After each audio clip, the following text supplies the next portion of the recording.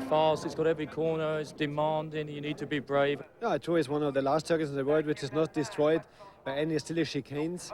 It has some very significant places like Eau Rouge, for example, the double left-hander downhill track where on some places you really have to squeeze your ass, you know, to be really quick, and that's what most of the drivers like, you know. Yeah, it's a fantastic track. It hasn't been monstered like most of the tracks has. It's got very quick corners like Eau Rouge, which is just awesome, and there are just very, very few of those type of corners left these days. And this is the famous Eau Rouge corner. The cars come rushing downhill towards me at about 165 miles an hour in fifth gear. And then just as the cars bottom at the bottom of the hill, then the drivers have to turn sharp right and go back uphill again over the brow at about 155 miles an hour into the forests. And when they've got out of the corner, they're left with two emotions. One of relief that they've got through this daunting turn without an accident. The other is, could they have done it just a little bit faster? They're making their way out onto the grid. We can find out now how they qualified. Here's Simon Taylor. Much of the pre-race interest here at Spa has centred on the Mercedes hospitality area. Rumours of a fourth CLK were confirmed when birthday boy Bernd Schneider unwrapped his present. But his first test showed that its acceleration isn't going to worry the McLarens. But Mercedes have got a new weapon here. Formula One star Ralf Schumacher has a guest drive to learn the track ahead of the Belgian Grand Prix. How different is it racing a GT car to Formula One? Well, it's a huge difference. To be honest, the cars are really quick, but because of the braking and because of the aerodynamics, which are not like a Formula One car, it's quite difficult to handle them. Have you been surprised at all by the handling of a GT car? Well, I was surprised by the speed, and I was surprised when I first time tried to brake the car down. That needs obviously double or twice as long, at least, than the Formula One car. And here's Mercedes racing boss Norbert Haug having a friendly chat with McLaren star and championship leader JJ Leto. We'll see how JJ repaid that Mercedes hospitality. In qualifying, the powerful Mercedes were expected to dominate on this high-speed track. Even if Bernd Schneider did have a few problems getting out of the tight hairpin exit of the pits. He needed help from his mechanics to get round, which didn't impress the young F1 guns, Ralf Schumacher and Alex Wurz, who were watching from the Mercedes pit. But then in the final moments of qualifying, out went Leto, and the brilliant Finn slipped in a storming lap in the McLaren BMW and snatched another pole position from the Mercedes, to the renewed delight of team boss Charlie Lamb and British teammate Steve Soper. Steve, JJ, you've done it again, pole position. Well, it's the second pole, you know, this year, and we're quite happy about it, you know. I mean, this is... Third pole. Is it the third? No, second. I'm right, yes. Thank you. What JJ just did in the qualifying was really, you know, take a deep breath and go for it. So it's his qualifying lap and it's his pole position. I had nothing to do with it. I think he did a fantastic job. Once again, Paynos took warm-up literally. A fire put Perry McCarthy's car out before the start after Perry had to abandon ship in a hurry. I told the team that I was ejecting immediately, gave my coordinates for a rescue vehicle. And that was it, got out. And as I touched the side of the car, I mean, it melted, you know. So I knew we were in serious trouble. Olivier Beretta's Viper was top qualifier in the GT2 class, but teammate Justin Bell knows all about Spa's unexpected showers. To have ABS back was a real bonus. But, you know, the chassis is obviously lighter and it's just a better car than the 96 I was running before. But if we can have any of the sort of same results that we had, of course, it could be raining. So JJ Leto takes the first stint in the number 8 McLaren. The best placed Gulf car will have Jean-Marc Gounon at the wheel for the off, while a respectable 13th on the grid is the private Parabolica McLaren of Chris Goodwin. And sporting a Villeneuve haircut, Gary Ailes. I think it's going to be difficult, to be honest. We struggled trying to find a setup in the free practice, and because we lost most of it because it was wet anyway. And neither of us have been here before, so that was another factor in it. But I'm sort of quietly confident we might be able to turn something around. If we can get a point, it'd be good.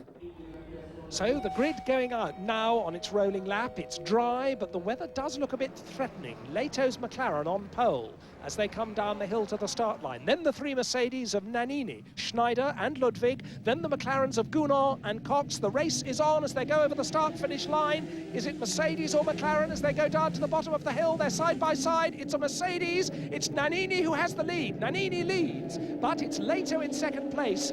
Then the other two Mercedes following on. I think that is the Ludwig car that is third. It's Schneider who is fourth. Then come a further phalanx of McLarens, and they're going back up the hill once more. Look at Leto trying to get alongside the Mercedes as they're going to the right-hander at the top of the hill. He can't, and it's Nannini who leads through the twists at the top of the hill, and side by side the Porsche of Boutsen it was, and one of the Gulf McLarens absolutely wheel to wheel there. We're riding now with the Core Oyser Marcos, and there's been an accident. The yellow flags are waving.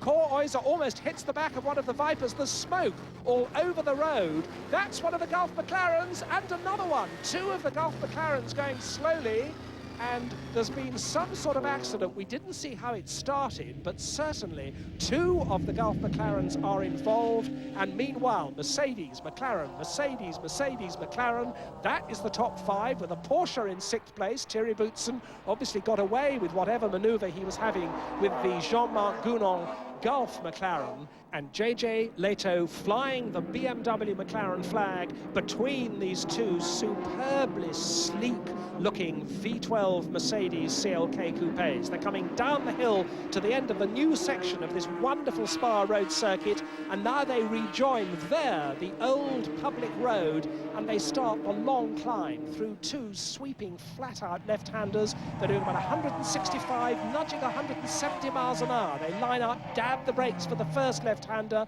but the second one really is flat. And then they curve right and come to the bus stop chicane. It's just like a bus stop. Left, right, right and left again. Still Nannini the leader for Mercedes. Leto second for McLaren. Ludwig and Schneider third and fourth for Mercedes. Cox fifth for McLaren. Then it's the two Porsches, Boutsen and Dalmas, sixth and seventh, and I don't see any of the Gulf McLarens. All three of them have failed to come round. We saw two of them involved in that accident at the top of the hill halfway round that first lap. Now on their second lap, the leaders coming down that terrifying plunge to the bottom of the hill and back up again. That is Eau Rouge, 155 miles an hour at that point, and they get up to about 185 at the top of the hill. Mercedes, McLaren, Mercedes, Mercedes, and Schneider's challenging. Schneider pulls alongside Ludwig. The Mercedes with the yellow mirrors goes past the Mercedes with the red mirrors, and now Schneider moves into third place, demotes Ludwig to fourth. There's one of the McLarens. Now, this is the number one McLaren. That is the Anders Olofsson car. Very bad bodywork damage at the front. This is the car he shares with Andrew Gilbert Scott. We haven't seen either of the other two Gulf McLarens reappear, but Anders Olofsson bringing that crippled number one McLaren into the pits as the leaders stream on round the swooping back section, and we wait to see just how badly damaged that McLaren is. The front bodywork completely stoved in at the left-hand side. Those radiators underneath, I can see back into the race. You can see the radiator underneath, and it looks pretty badly bent to me. The headlights, of course, also damaged, and the Gulf, yeah, that radiator has had it completely greased down the middle, and the Gulf team standing around discussing what on earth has happened to their challenge on the first lap. You can't really describe it. You know, all three cars going out within on the first lap. The whole team, everybody, you know, the effort that everybody puts in, and all the sponsors and everybody, it's just a massive disappointment, yeah. This is how we saw it from the Marcos. We understand that Jean-Marc Gounod's Gulf McLaren went off, came back onto the track and took out the other two Gulf McLarens of John Nielsen and Anders Olofsson. You wouldn't believe it, sitting there in the car, that he would bounce back and you could not avoid driving into him, because we took any caution to avoid him. couldn't just do it. And there's Mark Gounon back at the pits explaining to team boss Michael Caine how it all happened. Michael Caine looking, I think, a little bit cynical. All three of his cars out halfway round the first lap. And Thierry Boutsen moving up in the Porsche. He's passed Peter Cox's McLaren. Now he passes Klaus Ludwig's Mercedes also. So Boutsen really charging. That's a Jeep on the track. For heaven's sake. They're still clearing up the debris from that McLaren accident, but it is completely inexcusable to have a Jeep or a fire engine actually on the racing line. And why there wasn't an accident then of horrendous proportions. Let's see it again. Look at that leading Mercedes of Nannini having to drive round, as does JJ Leto, drive round that Jeep. Right in the middle of the corner. Now we're riding with Bernd Schneider. He's come up to third place. He's now on JJ Leto's tail as they go down the hill into the La Source hairpin, and through he goes. Leto trying to fight back on a tighter line, but Schneider has done it. Mercedes are 1 and 2. JJ Leto pushed back to third place. Nannini the leader, Schneider in second place, and in third place now the McLaren of JJ Leto, and Thierry Boutsen looking good in fourth place. They're already about to lap that gallant little blue Morgan driven by Bill Wickham. Flames underneath the Mercedes as Nannini changes down through the gears, and look at that, he's got his wiper on. There's no rain down here at the start-finish line. You can see spots of rain on the camera lens. This is typical Spa. You can have it raining on one side of the circuit, bone dry on another, constantly changing road surface, and on this magnificently challenging road circuit, that is part of the challenge of Spa. The weather is so changeable. Now we're riding with Richard Dean in the GT2 Viper, entered by Hugh Chamberlain. He's got a McLaren GT1 car in front of him. He's staying with it. He's even having a little go at overtaking it. On the brakes goes the McLaren. That's the last year's car of Bernard Chauvin, the French privateer. And now the Mercedes up at the top of the hill once more. Oh, a twitch from Nannini. Nannini's off! Nannini spins! Nannini goes right through 360 degrees. He throws away his lead. Nannini has spun off on the damp and treacherous surface, and while he was doing so, Bernd Schneider had to come off the power to avoid hitting his teammate, and we've got a McLaren back in the lead. JJ Leto leading now, and JJ Leto with Schneider on his tail comes up to lap three slower cars, two of those Mustangs, Peter Owen and Thomas Erdos. They're there battling with a 911 Porsche, and now Schneider is poised to get that lead back from JJ Leto. Porsche third, Mercedes fourth, Mercedes fifth, and Peter Cox's McLaren sixth. Now we're on board with Schneider. He's got Peter Owen's Mustang in front of him. Mustang moves across to the right. Mercedes goes by. Up the hill, Mercedes passes Porsche. But still that McLaren is leading. In the pits, we've got the Porsche GT1, the third place car of Thierry Boutsen. He's in bad trouble. And we've got a new leader once more. Schneider has the Mercedes back in the lead ahead of the McLaren. What a fantastic motor race this is, with a battle going on for the lead as though it were a 10-lap club race instead of a 4-hour endurance race. Bernd Schneider leads, the championship leader. JJ Leto in second place. Once more, there is one of the slower GT2 Porsches to lap.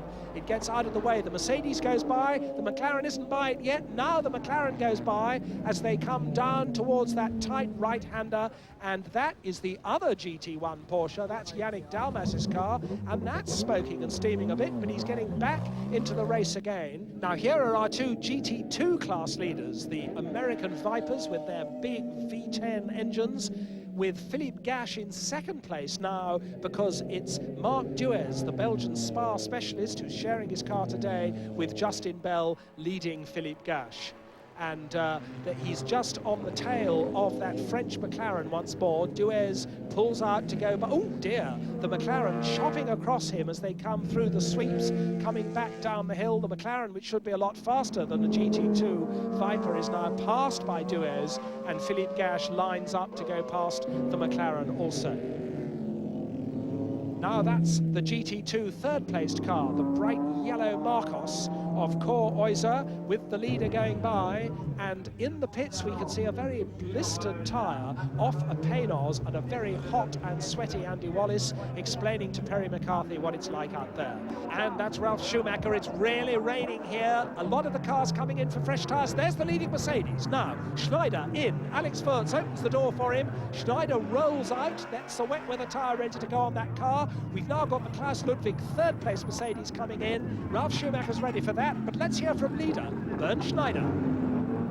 I'm really happy to be back on the pit and give the car to Alexander. Now we put the rain tires on. I think it's only a shower. I think after an hour we'll be dry again. At that time we were lucky because it was a planned pit stop.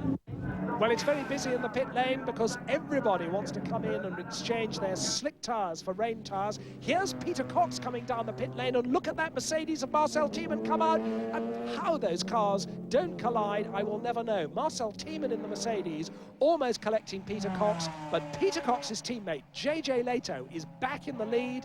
His pit stop was quicker than the Mercedes, and he's absolutely storming through the rain. He's got stuck at the moment behind Christophe Bouchou's GT1 Porsche, which he's trying to lap. But JJ Leto in the rain is absolutely mighty. He's lapping quicker than anybody else, and he has... Oh, Bouchou spins! Bouchou spins right in front of the leader and back across in front of him. Oh dear. Steve Soper didn't like the look of that, and nor did I. But JJ Leto managed to miss the spinning Porsche and retains the lead, and here's a Mercedes in trouble. This is Marcel Tiemann back in the pits. In fact, he's getting out of the car, and I think they're working on the transmission of that car. Marcel Tiemann sharing the Mercedes that Alessandro Nannini led the race in, and now here's another spinner as the track starts to dry. That's the Spinelli Collins Waddell GT2 Porsche going sideways and backwards across the grass. Oh, crunch it goes into the concrete wall, and indubitably their race is run. Peter Cox now coming down into the La Source hairpin, lapping the Claudia Hurtgen GT2 Porsche on the brakes. Bang! Bang! Well, he gets going again, and it's his teammate JJ Leto who still leads here at Spa for McLaren, but Mercedes are a threatening second, and there's still a long way to go. To Spa, there's the Peter Cox McLaren with its damage at the front when it hit that slower Porsche, but Steve Soper is in the pits waiting for JJ Leto to bring in the leading McLaren. JJ Leto out of the car. Steve Soper clambers in with rather more difficulty than Leto got out as they refuel the car. That's Mark Duez, Justin Bell's teammate, who seems to be rather unhappy about something in the Viper pit. And we've got a Panos coming in. This is the Dave Price car. James Weaver brings the car in. Weaver out, Wallace in. But the drive of the race so far, surely, has come from the race leader, JJ Leto. JJ, so far so good. When the rain came down, you were really flying out there. Well, I thought I was really driving slowly, I thought that everybody's going faster, but then everybody was, oh, you went 6-7 seconds quicker than anybody else, and...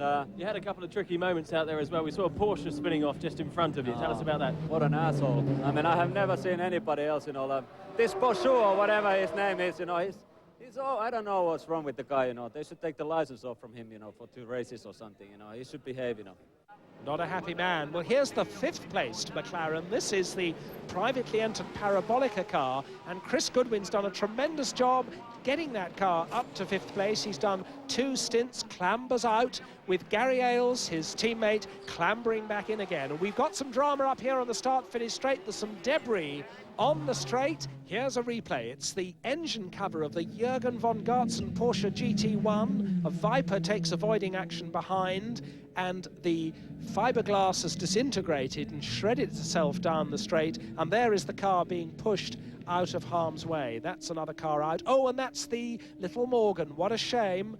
Bill Wickham and Charlie Morgan bring real variety to the GT grids with that. Now, this is Bob Wallach in the Yannick Dalmas Porsche, trying to keep out of the way of David Vellet in the French McLaren, spinning once again. A slower car spins in front of a faster car. Bob Wallach taking tremendous avoiding action, getting on the grass, but he lives to tell the tale. Now, here's our leader once more, Steve Soper, settling into what will be a double stint. 2 hours for JJ Leto in very difficult wet and dry conditions. Now 2 hours then coming up for Steve Soper, and that car still leading, but it has to be said that Steve Soper's lap times are not as quick as JJ Leto's, and Bernd Schneider in the 2nd place Mercedes is eating away at his lead. They're worried in the Schnitzer McLaren BMW pit.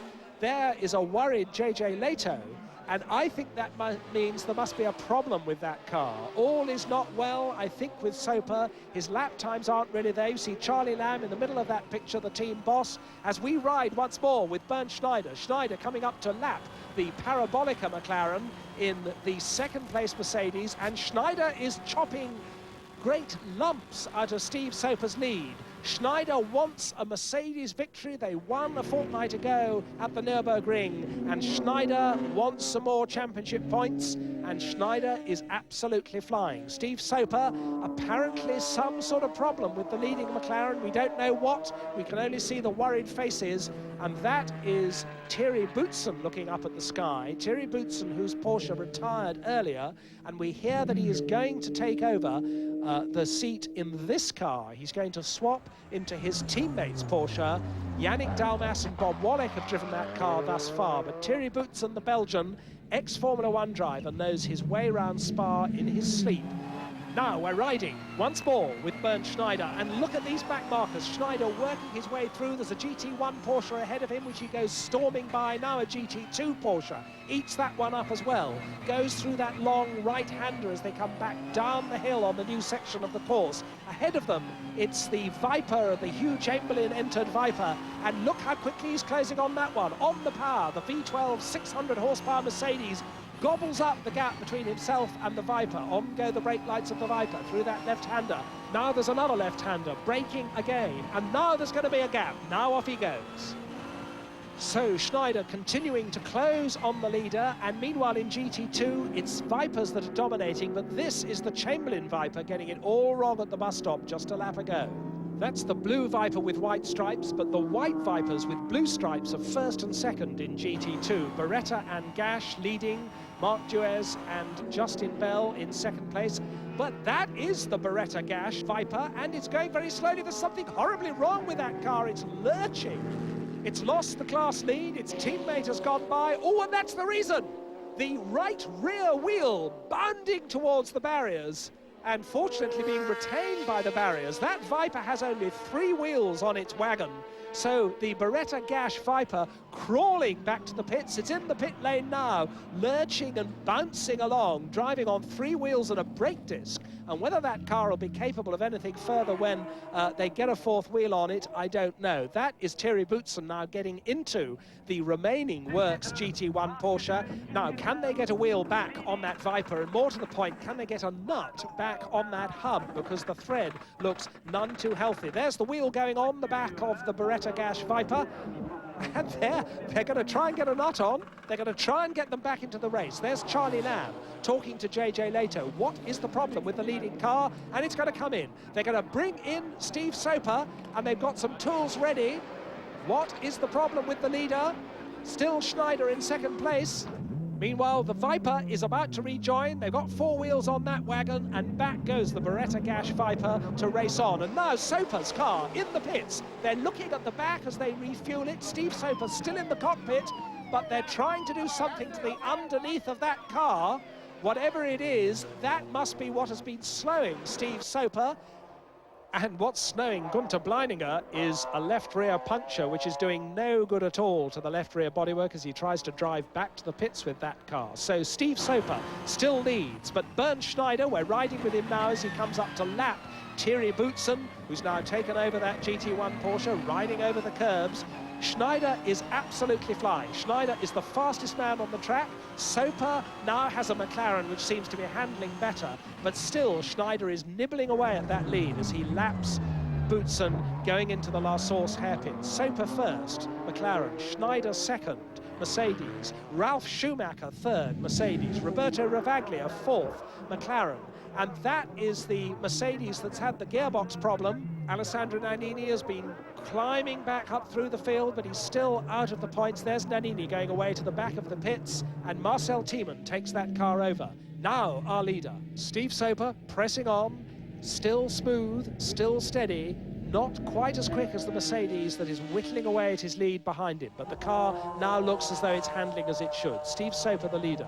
Second and third, the 2 Mercedes-Benzes, Schneider and Schumacher, and the other white Schnitzer BMW McLaren. Roberto Ravaglia has just taken over from Peter Cox. There is Ravaglia coming down out of the pit lane, and of course they've replaced the front bodywork of that car after its collision with the Claudia Hurtgen Porsche, but there was also damage to the left side, and that they haven't been able to replace, so this car not handling particularly well as Ravaglia goes up through that sequential gearbox. He goes up to the top of the hill. He's holding 4th place. He's got the flying Thierry Boutsen behind him, having just taken over that GT1 Porsche. And there you saw a glimpse of the big hole in the bodywork at the side. And there's a Mercedes in trouble. Oh, there's a Mercedes locking up wheels. We see a replay. It's Ralf Schumacher leaving his braking too late for the bus stop.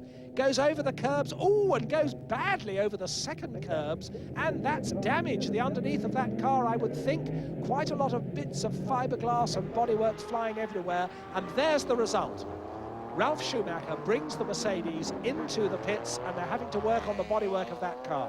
That is going to lose him perhaps a podium place, because it certainly lost him 3rd place. Ravaglia's taken the McLaren through into 3rd. We're seeing 2 Mercedes, the one that's well down, the Tiemann car, letting the Schneider car pass. The 2nd place Schneider car still flying up through the field, still whittling away at this lead that Steve Soper has. Steve Soper first.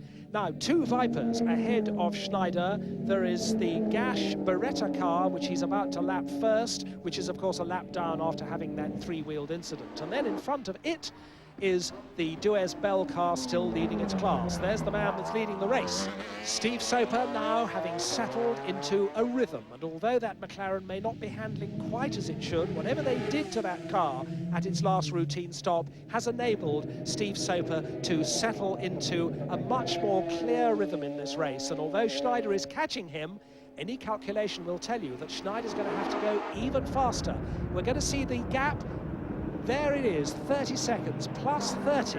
That's the gap between leader Soper and second man Schneider as JJ Leto watches from the pits. And this Porsche is now 4th. This is the car that Thierry Boutsen has taken up into 4th place, but he's coming in for a quick splash and dash pit stop this late in the race. The 2 Vipers rumble on, these big 8-litre V10 production cars. You can buy one from the showroom or you can go racing in one, and they're leading GT2 with the Justin Bell car in the lead of that class. Still the GT2 Porsches battling for the places, and still Schneider gobbling them up as he comes through the traffic, lapping car after car. Schneider still believes he can win this race. Schneider keeping the pressure on. Soper just trying to maintain his pace so that he can prevent Schneider from getting too close in these closing stages of the race. More GT2 Porsches to be lapped by the Mercedes.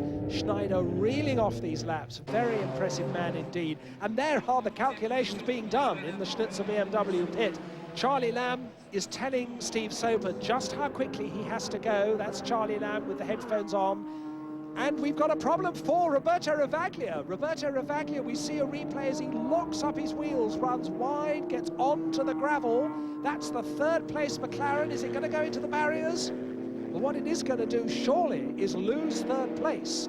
And Peter Cox and Roberto Ravaglia in that 3rd place Schnitzer McLaren have now been passed by Thierry Boutsen. Thierry Boutsen brings the Porsche up to 3rd place. Steve Soper in the lead, now coming up to lap Gary Ailes in the yellow Parabolica McLaren. And those Parabolica boys have done a great job. They're in 6th place. They're in the sure that Gary Ailes will get out of the way. He knows that Steve Soper, there's a blue flag anyway that tells him get out of the way. There's a faster car coming up behind, and Soper slots neatly by at the hairpin, accelerates away down the hill. There is no doubt a faithful Soper fan hoping that he can keep this lead going. Well, this lead has come down from half a minute to about 16 seconds now as Soper noses into the final lap here at Spa. He's kept that lead just enough, and although Schneider has driven his heart out, we've had the fastest lap from Schneider, but still he leads, does Soper, and off goes the Marcos, the Dutch Marcos of Cor Oyser. Can he keep it going on this final lap? Can he nose it out of the gravel? Well, on this final lap, there is our leader. The McLaren with the red mirrors screams on its way into the final curves that will take it back up the hill of this magnificent Spa circuit and on towards the bus stop for the final time. Left, then right again, and then left again. on past the pits. The checkered flag is the other side of the hairpin, but as he passes the pits for the last time, JJ Leto is waiting for him. Charlie Lamb is waiting for him. They cheer him on. He has one corner left to go, one final hairpin. A third GT victory of 1997 for Steve Soper and JJ Leto. There's Justin Bell cheering home Mark Duez, who wins GT2 for Viper. Justin, well done, first place. Yeah, I'm really chuffed. It was quite a race, actually, probably the best one this year. So after everything, I'm really pleased. Yeah, tremendous. So Steve Soper and JJ Leto take their third win of the year from Bernd Schneider and Alex Wurz. I sort of was driving as quick as I could, trying to keep the distance and the gap, because I'm very aware that once they have you in sight, and then, you know, it's like the prey. It's like the, you know, eagle coming down on its prey. And I wanted to keep a gap that they couldn't actually see me, because then I figured that we could win. But I've been around here before and had someone in sight, and within 2 laps you've got them. But it was hard work at the end. But we won, and we were desperate to win. We gained a few more points, and I'm very pleased. And I have to say that JJ in the wet did a fantastic job. Ralf Schumacher's first taste of a championship left him disappointed, down in 5th. I missed one corner, so I destroyed my front nose, and therefore we lost the 3rd place, so that's a bit annoying. But weekend. Good news for the private Parabolica team, pleased with their 3rd, 6th place of the season.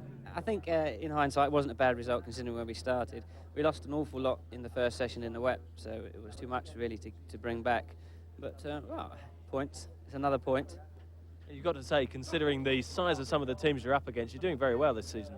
Yeah, it's going all right. We're not throwing it at the wall, fingers crossed, and touch wood and all the rest of it, and we're getting quite consistent. We need to pick up the pace a little bit. It's starting to get a little bit frustrating. The sole Dave Price Paynol's car of James Weaver and Andy Wallace were rewarded with 9th place. Andy, best result so far for you? It's very good for the team, because you're just not going to believe how many nights they've gone without sleep, right from January even. I mean, every single time there's a problem which makes them work so late. And all we wanted to do was finish in the top 10 just once, then we can build on that. Well, we're 9th, and we're very happy. So with 5 of the 11 rounds gone, Leto and Soper have extended their lead in the drivers' table. They're now 16 points ahead of Bernd Schneider. This is how the GT2 Championship looks. Britain's Justin Bell now on top, but Hurtgen, Eichmann and Amorim are snapping at his heels. So it's been a good weekend with British drivers winning in both GT classes. That's a result we'll hope they can repeat in a couple of weeks' time in Austria. Join us then.